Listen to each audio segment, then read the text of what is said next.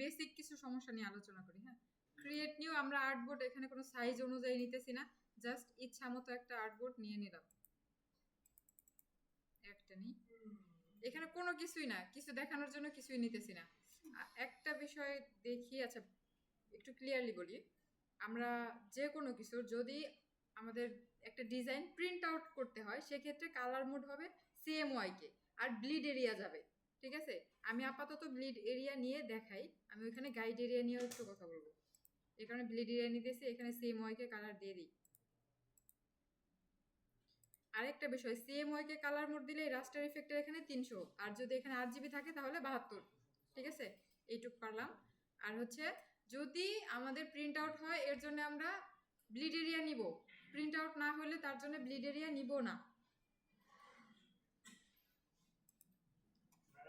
হ্যাঁ,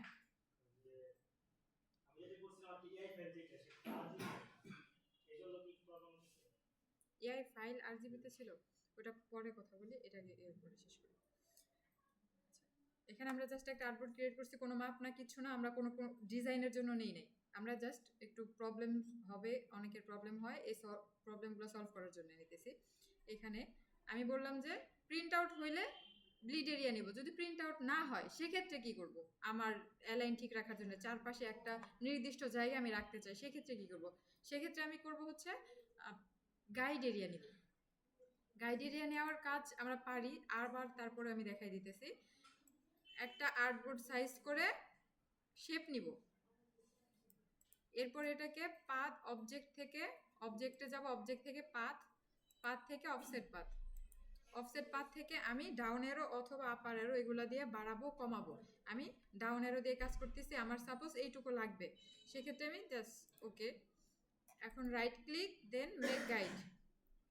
আমি যখন প্রিন্ট আউট করব না সেখানে আমি ব্লিড এরিয়া নিব না, আমি এখানে একসাথে গাইড এবং ব্লিড দুইটা চলে আসছে আমি দেখানোর জন্য, কিন্তু আপনারা যখন কাজ করবেন ওটা প্রিন্ট আউট হবে না, যেটা ওটাতে আমি গাইড এরিয়া নিব, এটাতে কিন্তু ব্লিড এরিয়াটা থাকবে না। আমার এখানে দুইটা অপশনে রয়ে গেছে, কারণ আমি দুইটাই দেখাইতেছি, এই কারণে দুইটা রয়ে গেছে। আচ্ছা, আপনারা যেটা প্রিন্ট আউট করবেন না ওটাতে শুধু গাইড এরিয়া থাকবে, ওকে, ব্লিড এরিয়া থাকবে না। গাইড এরিয়ার কাজ হচ্ছে আমি গাইড এর বাইরে যে কোনো লেখা বা কোনো আমার গুরুত্বপূর্ণ ইনফরমেশন এর বাইরে দিব না, যাতে ওটা প্রিন্ট আউট হোক বা যাই হোক, যেভাবে রিসাইজ করতে গেলে ওটা যাতে আমার মূল ইনফরমেশন যতটুকু অতটুকুকে কোনো সমস্যা না হয়। ঠিক আছে, আরেকটা হচ্ছে আপনাদের সমস্যা হয়, এটা জাস্ট আমি লক করে দিতেছি, আর কিছু না। সমস্যা হয় পেন টুলে, যে পেন টুলের হ্যান্ডেল আমরা সবসময় ঠিকঠাক মতো কাজ করতে পারি না। যেমন আমি এরকম একটা ডিজাইন নিলাম, এখানে এমন কার্ভ করতে হবে, আবার এটা অফ করে দিই, হ্যান্ডেল অফ করার কাজটা পারি, অ্যাং করে জাস্ট হ্যান্ডেলটা নিয়ে ছেড়ে দিব, এরপর এরকম।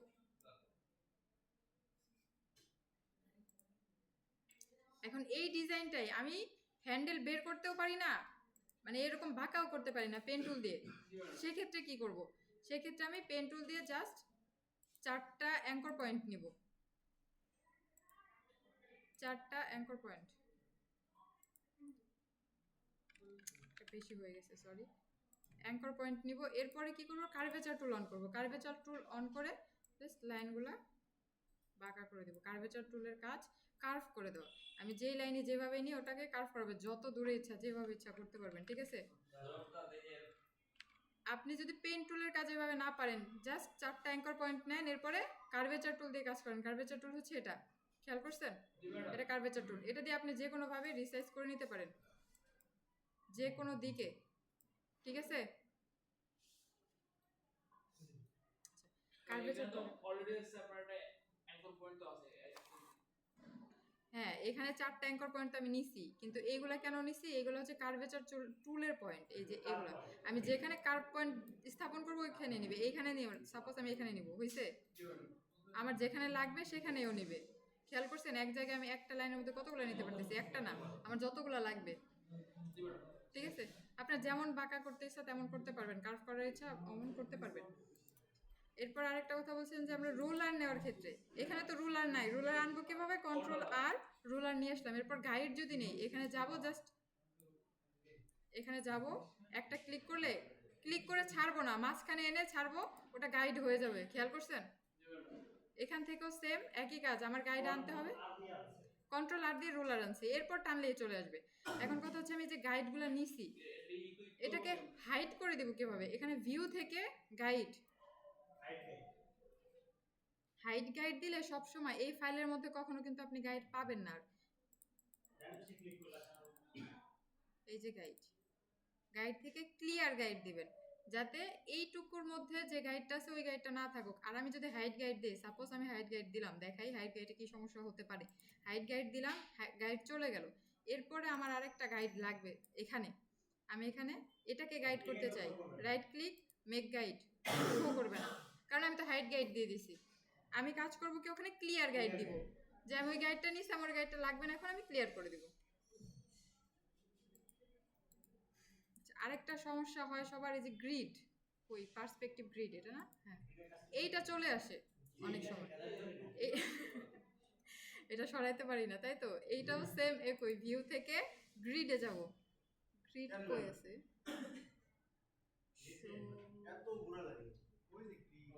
আপনি সরাবেন না,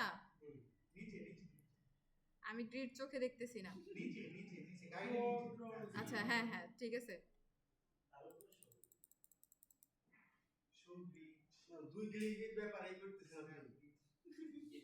আচ্ছা আপনি ইসের কথা বলতেছেন, ওই শর্টকাটের কথা বলতেছেন, তাহলে মাউসের কথা, মাউস দিয়ে আমি ওইভাবে সরাই নাই, রাইট ক্লিক করে হাইড গ্রিড ওভাবে।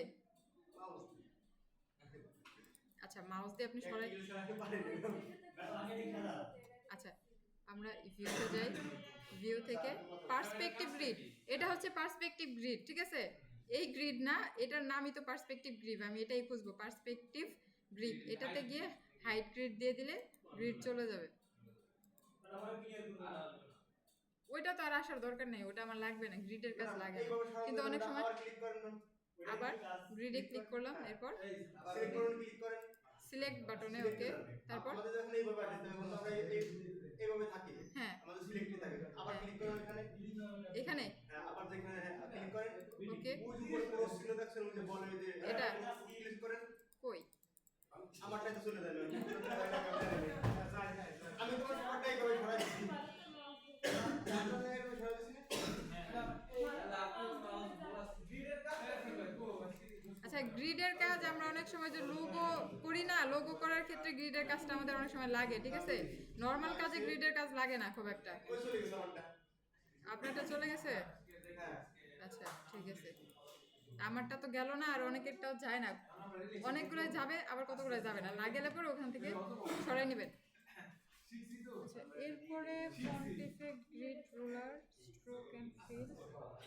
আচ্ছা কারো কি এমন হয় যে আমি এটা থেকে কালার করতে চাইতেছি, পারতেছি না, মানে এটাতে আমি কালার দিব, এটা উপরে আছে, এরপরে এটাকে আমি এই কালার যে কোনো একটা কালার দিব সাপোজ, হ্যাঁ এইটাই আমি বুঝাইতে চাইতেছিলাম। আমার খেয়াল করতে হবে যে আমি স্ট্রোক কালারটা অন করে রাখছি আর ফিল কালার অফ করে রাখছি। যদি এরকম দেখেন কোনো সময় যে কাজ হইতেছে না আমার, সেক্ষেত্রে এখানে একটু খেয়াল করবেন যে স্ট্রোক না ফিল কোনটা অন আছে কোনটা অফ আছে, এরপরে কাজ করবেন, কাজ হবে, ঠিক আছে। অ্যালাইনমেন্টের কাজটা একটু বলি। এই একটা শেপ নিলাম, আমি চাইতেছি এখানে লেখা কিছু লেখা দিতে।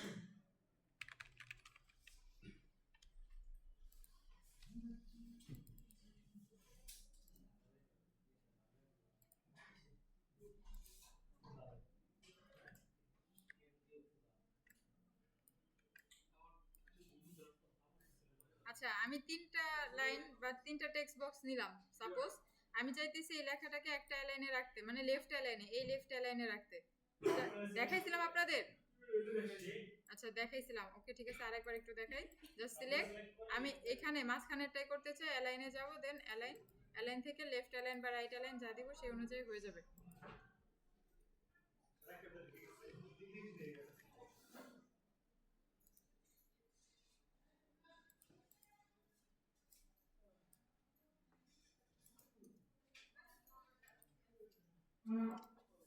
আচ্ছা ঠিক আছে, এরপর শেপের সাথে অ্যালাইন কিভাবে করে, আমি শেপের সাথে অ্যালাইন করব কিভাবে?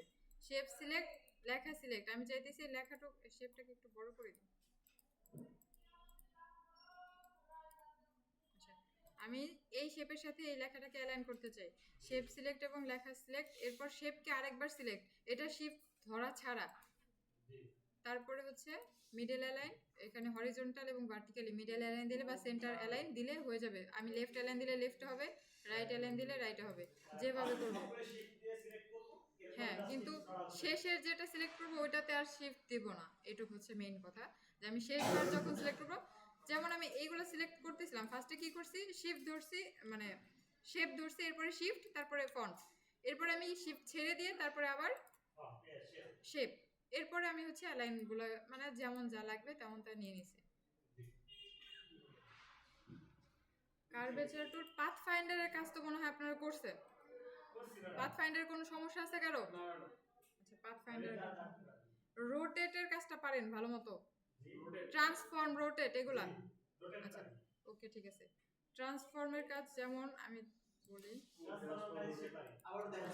রাইট ক্লিক করে আমি সাপোজ এইটাকে ঘোরাইতে চাইতেছি, যে কোনো ভাবে রাইট ক্লিক দেন ট্রান্সফর্ম, ট্রান্সফর্ম থেকে রোটেট, মুভ, আপনি যে কোনো কিছু করতে পারেন। আমাদের এখানে বেশিরভাগ প্রয়োজন পড়ে রিফ্লেক্টের কাজটা, ট্রান্সফর্মে আমাদের রিফ্লেক্টের কাজটা প্রয়োজন পড়ে। রোটেট তো আমরা এখান থেকেও করতে পারি বা নিজেরা হাত দিয়েও করতে পারি। রিফ্লেক্টের কাজটা বেশি কাজে লাগে।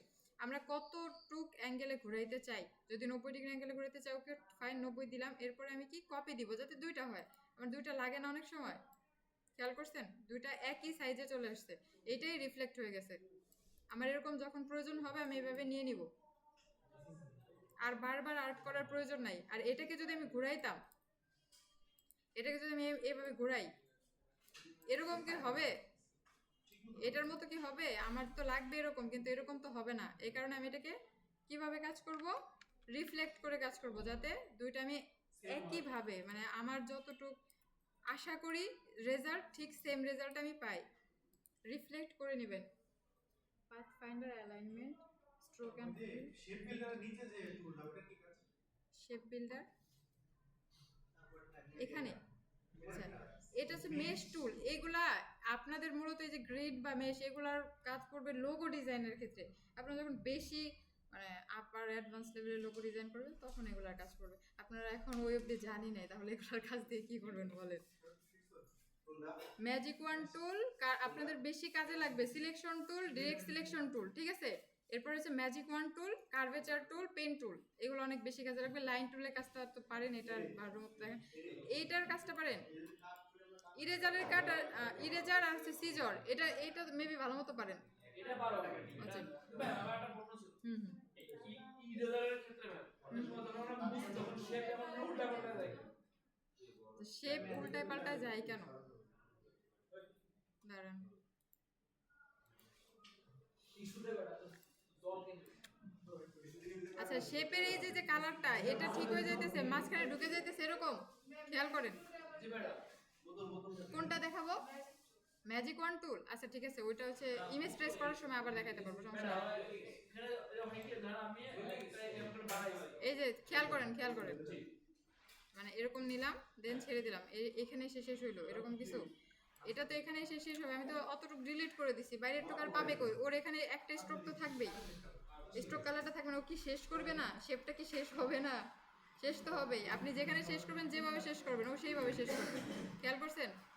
আপনি যেখানে শেষ করবেন, যেভাবে শেষ করবেন। এটা এই যে এরকম কেন হলো? এরকম হওয়ার কারণ আমি শেষই করছি এভাবে। ও তো একটা স্ট্রোক রাখবে, একটা স্ট্রোক তো থাকতে হবে, ওটাকে শেষ তো করতে হবে। ইমেজ ট্রেসের কাজটা করি। একটা ইমেজ ফাইল থেকে প্লেস করে নিয়ে আসি। আচ্ছা, স্ট্রোকটা না রেখে আমি তো যখন কালার করব, ফিল কালার দিব, তখন তো স্ট্রোক কালার এমনিতেই রাখবো না। ফিল কালার দেওয়ার পরে, মুসার কথা বলতেছি। আচ্ছা খেয়াল করেন, দাঁড়ান আমি দেখাই দিই।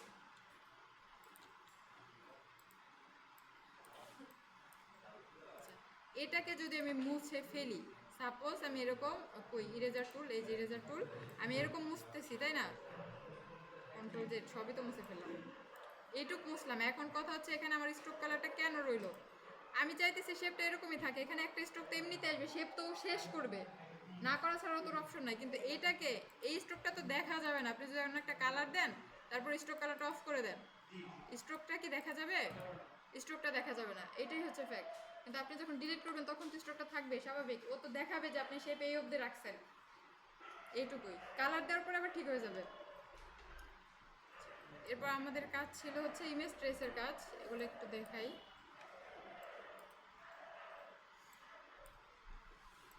এখানে আমি স্ক্রিনশট দিয়ে দুটো স্ক্রিনশট আনছি, কোনো কিছু ডাউনলোড করে আনি নাই।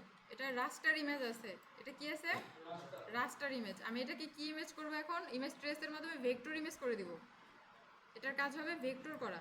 তো আমি এটাকে আগে এমবেড করে দিই, লিঙ্ক আছে, লিঙ্কটা ছাড়াই দিই, লিঙ্ক দরকার নেই আমার। ওকে ঠিক আছে। এখন এই যে যে সাধারণ কালারটা আছে বা এই ইমেজটাতে আমরা খেয়াল করি এখানে কয়টা কালার আছে, এখানে ব্ল্যাক অ্যান্ড হোয়াইট আছে, আর কিছু নাই, সাদা আর কালোই আছে, আর কিছু নাই। সেক্ষেত্রে আমি নর্মাল ইমেজ ট্রেস দিলেই হয়ে যাবে। ওকে ঠিক আছে, আমি নর্মাল ইমেজ ট্রেস দিই। এখন কথা হচ্ছে এটা একটু নষ্ট হয়েছে, খেয়াল করছেন? এটা কিভাবে ঠিক করব? এইভাবে থাকা অবস্থায় আগে এক্সপ্যান্ড করব না, উইন্ডো থেকে আবার ইমেজ ট্রেস অপশন আসছে, অ্যাডভান্স এরকম অবস্থায় থাকবে, আমরা অ্যাডভান্স থেকে বের করে নিব। এরপরে এখান থেকে পাথ বা কর্নার এগুলো বাড়াবো এবং কমাবো, কিভাবে এটা সুন্দর হয় এটা চেক করব। ঠিক আছে, ঠিক হইতেছে আস্তে আস্তে। খেয়াল করেন আগে এরকম ছিল, এখানে খেয়াল করেন এটা এরকম, এটা এরকম, এটা এরকম। হ্যাঁ, এখন খেয়াল করেন যে বাড়াইলে ভালো হয় নাকি কমাইলে ভালো হয়। হ্যাঁ,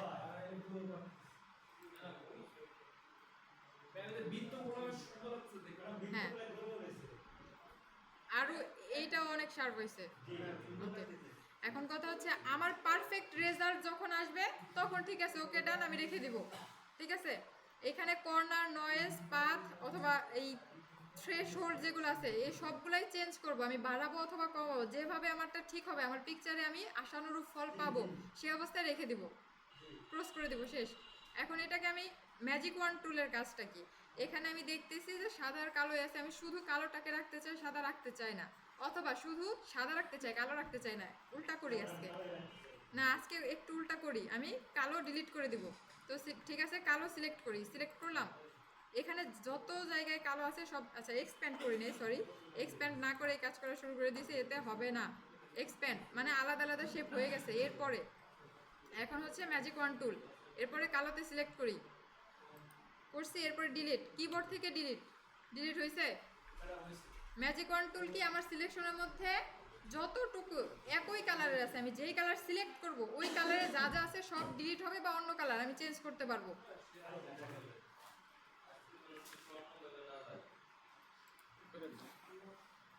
একটা প্লেট নিয়ে আসতে পারে, তেমনি দিলে।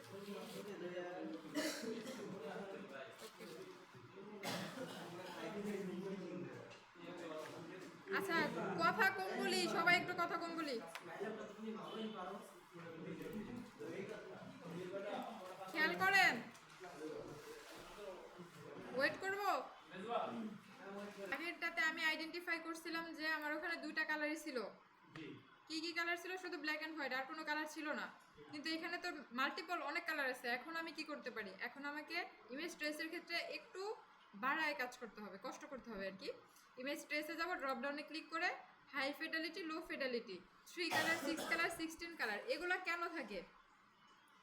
আমি যদি কোনো ইমেজে ট্রেস করতে, মানে আমি আইডেন্টিফাই করতে পারি যে এখানে 3টাই কালার আছে, সেক্ষেত্রে আমি 3 কালার যে দেওয়া আছে ওই ইমেজ ট্রেস করতে পারি। ও 3টা কালারই আইডেন্টিফাই করবে, এর বাইরে করতে পারবে না। আমি যদি 16 কালার দিই, 16 কালার দিলে আমি যদি বুঝতে পারি 16টাই কালার আছে, তাহলে 16 কালার দিব আসলে, কারণ এর বেশি থাকলে ও 16 কালারের বেশি আইডেন্টিফাই করবে না, শুধু 16টাই কালার আইডেন্টিফাই করবে। ঠিক আছে, এখন আমি এই যে যে পিকচার আছে এর মধ্যে আমি বুঝতেছি না কয়টা কালার আছে, গুনতে পারবো? গুনেও সেভাবে মানে রাইট অ্যান্সার দিতে পারবো কিনা ঠিক নাই। সেক্ষেত্রে আমি হাই ফিডেলিটি অথবা লো ফিডেলিটি দিব।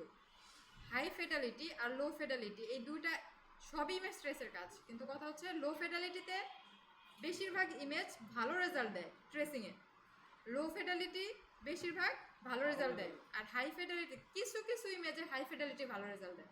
এখন আপনার ইমেজ অনুযায়ী আপনি যেই ইমেজ দিবেন সেই ইমেজ হাই ফিডেলিটি অথবা লো ফিডেলিটি দিয়ে চেক করে দেখবেন কোনটা আপনার ভালো রেজাল্ট আসছে, সেটা দিয়ে আপনি কাজ চালাবেন। আমি আপাতত এটাতে লো ফিডেলিটি দিব, কারণ লো ফিডেলিটি আমি জানি বেশিরভাগ ভালো আসে, সেক্ষেত্রে আমি লো দিয়েই করব। হ্যাঁ আচ্ছা, এখানে আমি 3 কালার 3টা কালার 16 কালার আমি কেন দিতেছি না, কারণ আমি গুনতে পারতেছি না এখানে 16টা কালার আছে কিনা, বেশিও থাকতে পারে, এই কারণে আমি লো ফিডেলিটি দিতেছি। ওকে, লো ফিডেলিটি দেওয়ার পর এটা ভেক্টর হয়ে গেছে, খেয়াল করছেন? আগে হ্যাঁ ক্লিয়ার হয়েছে, আগে ছিল অন্যরকম, কিন্তু এখানে একটু খেয়াল করেন এই জায়গায় একটু সমস্যা হয়ে গেছে, তারপরে এখানে একটু সমস্যা হয়েছে। হ্যাঁ, এটা আমার আবার ঠিক করতে হবে কোথা থেকে, আমি কিন্তু কোথাও ক্লিক করি নাই, ওই একই অবস্থায় জাস্ট ইমেজ ট্রেস করছি আর কিছু করি না, এক্সপ্যান্ড করব না এখন, পরে করব, উইন্ডো থেকে আবার ইমেজ ট্রেসে যাব, এখান থেকে আবার একটু ঠিকঠাক করব, ঠিক আছে?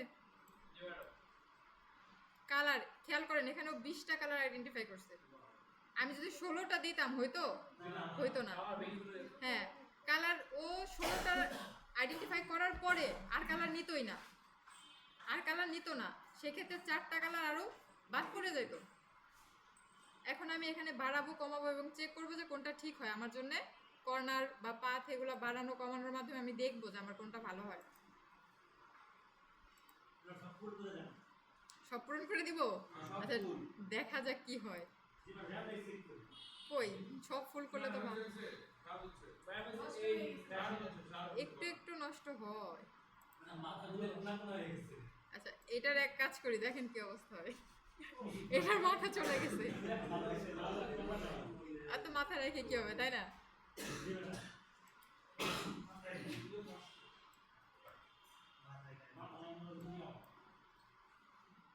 একটা একটা করে দিয়ে চেক করতে হবে কোনটায় ভালো আসে। এটা ঠিক আসছে মেবি একটু একটু। ওকে ঠিক আছে, আমার রেজাল্ট যদি আমি পাই ঠিক আছে, তারপরে শেষ। এখন এটাকে আমি ধরতে পারি না, ঠিক আছে, এটাকে আমি জাস্ট এক্সপ্যান্ড করে দিই, আলাদা আলাদা শেপ করে দিই। সাদা কালারটাকে আচ্ছা এইখানে একটু খেয়াল করেন, এখানে যদি আমি সাদা কালার ম্যাজিক ওয়ান টুল দিয়ে সরাই দিই, এই মাঝখানে সাদা কালারটাও চলে যাবে না? আমি তো আর ওটা চাইতেছি না, সেক্ষেত্রে এখানে আমি আনগ্রুপ করতে পারি, আনগ্রুপ করে এই বাইরের বড় সাদা অংশটাকে সরাই নিতে পারি, ঠিক আছে না?